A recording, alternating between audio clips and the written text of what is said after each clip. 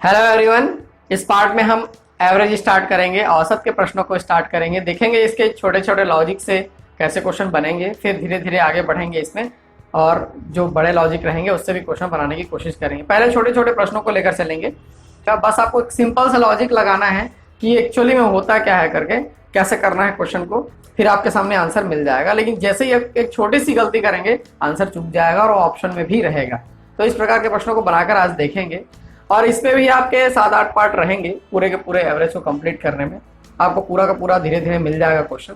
आप देखते रहिए मेरे साथ और समझने का प्रयास कीजिए कि औसत में कैसे टाइप के प्रश्न आते हैं और उसको कैसे बनाना है।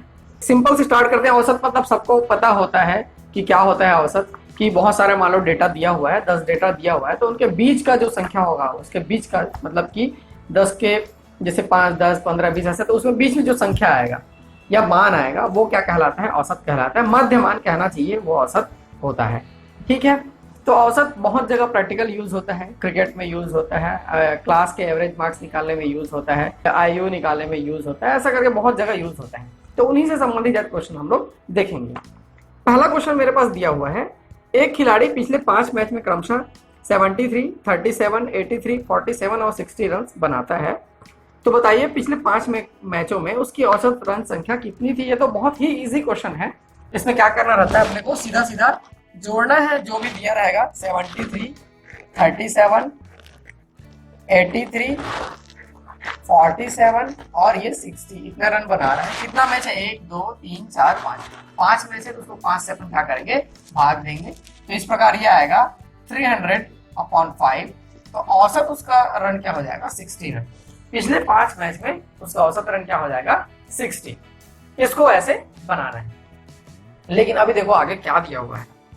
अगला क्वेश्चन दिया हुआ है, प्रथम 10 प्राकृतिक या प्राकृत संख्याओं का औसत ज्ञात कीजिए। प्राकृत संख्या मतलब नेचुरल नंबर्स। आपको इंग्लिश में भी क्वेश्चन डिस्प्ले हो रहा होगा, उसको यूज करेंगे आप, ताकि जो इंग्लिश रीडर्स है, मैं कभी कभी भूल जाता हूँ कि इसको टर्म्स को इंग्लिश में नाम लेना, तो वहां से प्रेफर कर सकते हैं।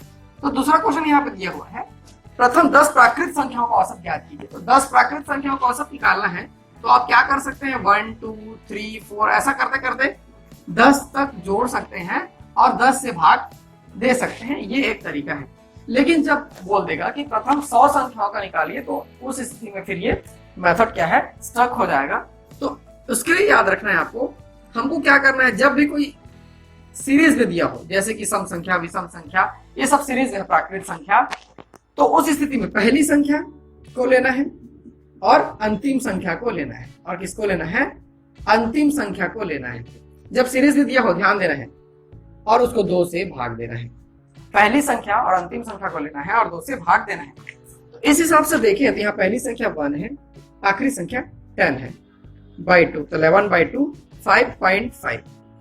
उसका औसत क्या हो जाएगा? 5.5। ध्यान देना है इसके प्रकार के प्रश्नों को। भी इसी पहली संख्या और आखिरी संख्या से रिलेटेड वाला ही क्वेश्चन बताऊंगा इस पार्ट में। ज्यादातर 1-2 क्वेश्चन दूसरे हो सकते हैं। ठीक है, तो देखते हैं दूसरा बना के। देखो दूसरा क्या दिया हुआ है, प्रथम 30 प्राकृतिक संख्याओं का औसत, फर्स्ट 30 नेचुरल नंबर्स। ये तीसरा क्वेश्चन है। तो पहली संख्या तो 1 हो गई और अंतिम संख्या यहाँ पे क्या हो गई? 30/2। यहाँ पे कितना होगा? 31/2। ये हो जाएगा 15.5। पहली संख्या आखिरी संख्या 15.5। आगे देखते हैं। फोर्थ दिया हुआ है, 100 तक की पूर्ण संख्याओं का औसत बताइए। पूर्ण संख्या मतलब होता है होल नंबर्स। 100 तक की बोला हुआ है। पहली पूर्ण संख्या क्या होती है? 0। 100 तक की मतलब 100 तो आएगा ही आएगा, अपॉन 2। पहली संख्या आखिरी संख्या, ये आ गया 50। 100 तक की पूर्ण संख्याओं का औसत कितना आ गया? 50। ध्यान देना है, वर्डिंग्स को ध्यान देना, थोड़ा थोड़ा बस चेंजेस होगा। फिर तो बना के देखते हैं क्या बोला है यहाँ पे। 50 तक की पूर्ण संख्याओं का औसत, ये हो जाएगा 0 + 50, पहली संख्या आखिरी संख्या बढ़ते तो ये हो जाएगा 25। ठीक है। 6th देखते हैं।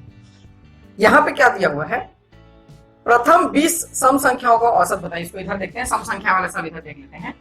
प्रथम 20 सम संख्याओं का औसत बताइए। तो देखो प्रथम 20 बोला है, पहली सम संख्या होती है 0। ध्यान देना है, ये हर कोई 2 लेता है, लेकिन पहली सम संख्या क्या होती है? 0। 20वां सम संख्या क्या होगा? 20वां सम संख्या हो जाएगा 38। 40 नहीं होगा, आप काउंट करके देख लीजिए, 38 ही होगा। 20वां सम संख्या कौन सा होगा? 38/2। ये हो गया 19। कैसे काउंट करके देखना, जैसे कि मैं 10 तक की सम संख्या लिखता हूँ तो उसमें क्या हो जाएगा 0 2 4 6 8 10। तो पांचवी सम संख्या कौन सी है यहाँ से, 10 नहीं है, 1 2 3 4 5 8 है। उसी प्रकार से 20वां सम संख्या 38 होगा। कंफ्यूज नहीं होना है इसमें, ठीक है ना। अब देखते हैं 7 क्या दिया हुआ है। 7 दिया हुआ है प्रथम 20 प्राकृत सम संख्याओं को औसत बताइए। अभी प्राकृत सम बोल दिया और प्रथम भी बोल रहा है, तो प्राकृत बोल दिया तो 0 तो इंक्लूड नहीं होगा क्योंकि तो होल नंबर्स में आता है। तो क्या हो जाएगा, पहली प्राकृत सम संख्या 2 हो जाएगी, ठीक है। प्रथम 20, यहां से 20 गिनेंगे तो आएगा 40, यहां से 20 गिनेंगे तो कितना आएगा 40 अपॉन 2, ये 42 हो जाएगा और यहाँ रिजल्ट आएगा 21 एवरेज। ध्यान देना है वर्डिंग्स में थोड़ा थोड़ा चेंजेस रहता है। फिर चलते हैं 8th में।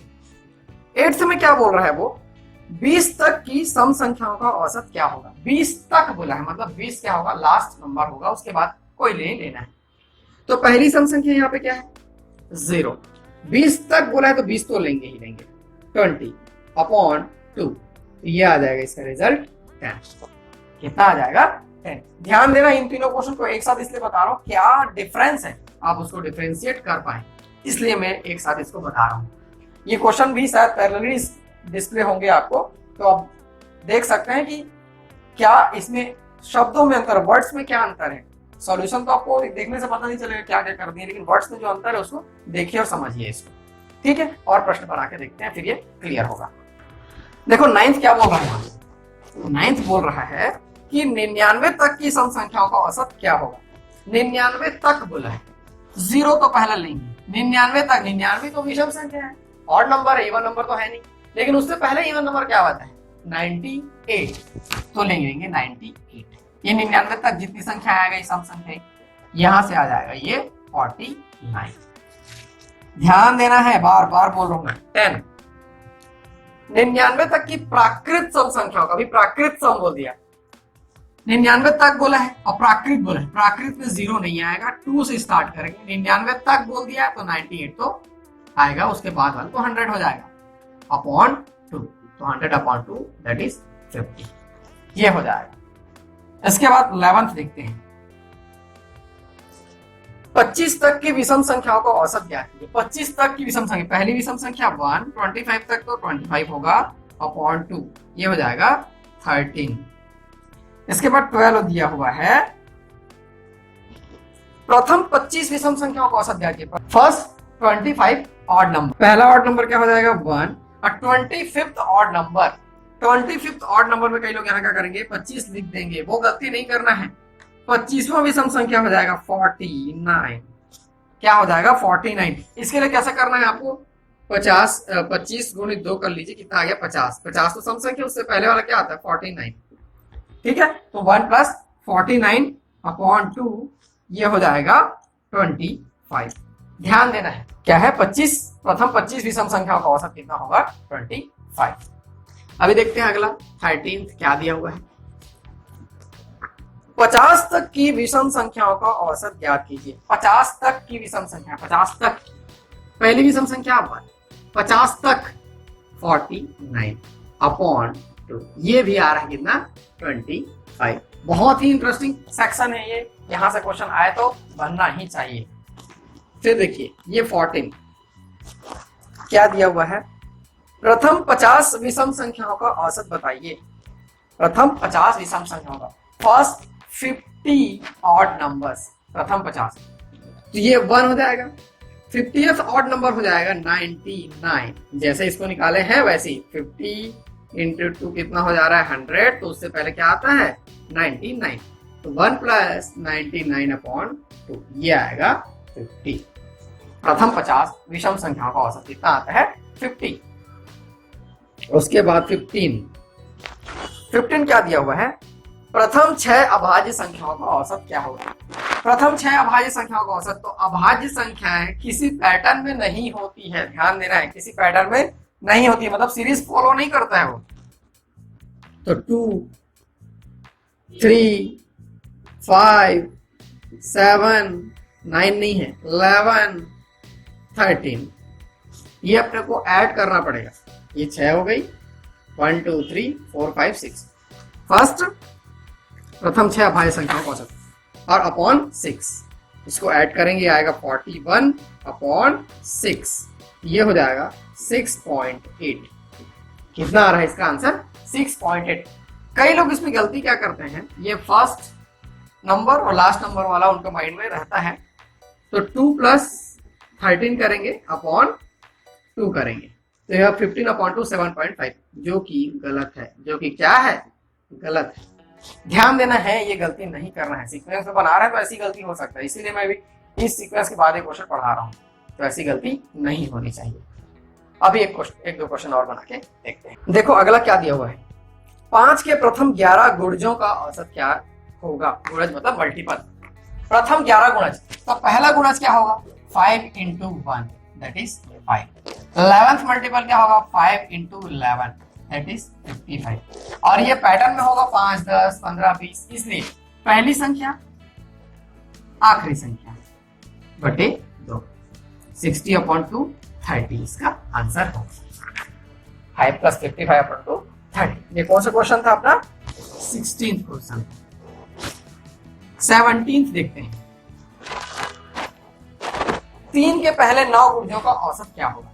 तो वैसे ही वही 3 × 1 = 3 and 3 × 9 = 27, तो 3 + 27/2 30/2 ये आ जाएगा 15।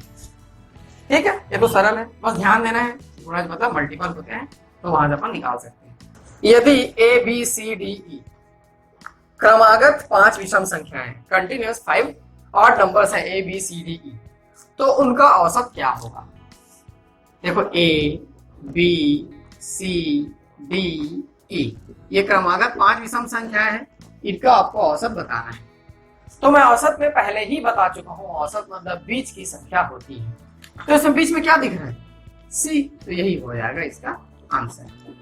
लेकिन इसमें गलती क्या होगा, देखो इसमें गलती होगा option A, option B, option C, फिर ऑप्शन डी, फिर ऑप्शन ई। ये ऑप्शन बोलो ना, इसमें दिया है ई, इसमें दिया है बी, इसमें दिया है सी, इसमें ए, इसमें डी, ऐसा दिया है ऑप्शन। ऐसा क्या दिया है, ऑप्शन दिया है आपको। अभी आपके माइंड में क्या है सी आंसर है, अभी आपके माइंड में क्या है सी आंसर है। तो जनरली क्या होता है सी आंसर है तो आप टिक किसको लगा दोगे, इसको टिक लगा दो। ऐसा हो जाता है, हर किसी से होता है, ऐसा नहीं बोल रहा हूं, ऐसा हो जाता है, सी आंसर है। लेकिन सी ऑप्शन में क्या है यहाँ पे बी, जो कि आंसर नहीं है, इसलिए ये क्या हो जाएगा गलत।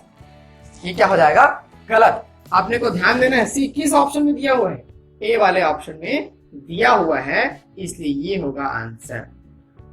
यदि ऑफलाइन पेपर है तो OMR में एक बार आप ऐसे टिक लगा दिए तो दूसरे बार चांस आपको नहीं मिलेगा। ये गलती होती है, फिर तुरंत पता चलता है नहीं मेरे को इसको टिक मारना था, तो ये गलती नहीं करना है। ये क्वेश्चन एक्चुअली में इसीलिए दिया जाता है तो सरल है बनाने के लिए, लेकिन ऑप्शन में लगाते समय आपसे ऐसी गलती हो जाती है, तो ध्यान देना है इस प्रश्न को। ठीक है, एक दूसरा बना के देखते हैं। देखो अगला क्या दिया हुआ है, 4 से प्रारंभ करते हुए, मतलब 4 से शुरू करना है, 5 क्रमागत सम संख्याओं का औसत क्या होगा। 5 क्रमागत सम संख्या, देखो 4 से शुरू करना है, 4 6 8 10 12 1 2 3 4 5 ये हो गया 5, इससे डिवाइड करना है तो इसका औसत क्या होगा पूछा हुआ है। तो इसको जोड़ लेंगे तो मिलेगा 40/5 दैट इज 8। लेकिन ध्यान देना है, मैं पहले ही तरीका बता चुका हूं। पहली संख्या ये सीक्वेंस में 4 6 8 10 12 सीक्वेंस में, पहली संख्या 4, आखिरी संख्या 12/2, यहाँ 5 नहीं करना है 2, ये हो जाएगा 16/2, 16/2 वही आ रहा है 8, वही आ रहा है। क्या ध्यान देना है आपको, कब क्या लॉजिक लगाना है वो आपके माइंड में होना चाहिए, तब जाके आपका कैलकुलेशन और क्वेश्चन का जो नंबर ऑफ अटेम्प्ट्स है वो बहुत ज्यादा बढ़ पाएगा।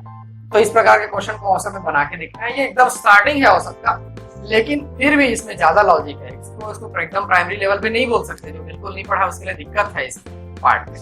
तो आप इसको करके देखिए, बना के देखिए, और अलग अलग बुक में जो भी क्वेश्चन दिया रहेगा उसे प्रेफर कीजिए कि क्या ऐसे कुछ सिमिलरिटीज मिल रही है, ऐसा कुछ क्वेश्चन आ रहा है कि नहीं आ रहा है एग्जाम में, फिर मैं औसत में और आगे बढ़ते चले जाऊंगा। और ये तो एकदम सिंपल टाइप था, और नए नए क्वेश्चन के साथ मैं आपके सामने आऊंगा। उम्मीद है ये आपको जो पार्ट है समझ में आया होगा। यदि इसमें बहुत सारे डाउट आते हैं, इस पार्ट में इसमें जितने क्वेश्चन मैं इंक्लूड किया हूँ तो उसमें बहुत सारे डाउट आते हैं, आप मुझसे बिल्कुल डाउट क्लियर कर सकते हैं। यदि किसी को कुछ भी कंफ्यूजन है तो जीरो सम संख्या है कि नहीं, जीरो इवन नंबर है कि नहीं, बहुत लोग को डाउट रहता है। तो जीरो इवन नंबर है, बिल्कुल जीरो इवन नंबर है। आप चाहे तो गूगल करके देख सकते हैं जीरो इज इवन नंबर और नॉट, या first even number, what is first even number, आप गूगल करेंगे तो बिल्कुल आपको रिजल्ट मिलेगा। उसका रीजन भी बताएगा गूगल कि क्या है उसके पीछे रीजन। फिर भी नहीं समझ में आता है तो आप मुझसे पूछिए, मैं आपको बताऊंगा। हालांकि वो मैं जो चीज है उसको मैं नंबर सिस्टम के लिए छोड़ा हुआ हूँ, नंबर सिस्टम में बिल्कुल समझाऊंगा कि नंबर्स और नंबर्स क्या क्या होते हैं करके। ठीक है, तो इस पार्ट में इतना ही रखते हैं। अगले पार्ट में फिर मैं आपको नए क्वेश्चन के साथ फिर आपके सामने में आऊंगा और सबको पूरा कंटिन्यू करेंगे। ठीक है, थैंक यू।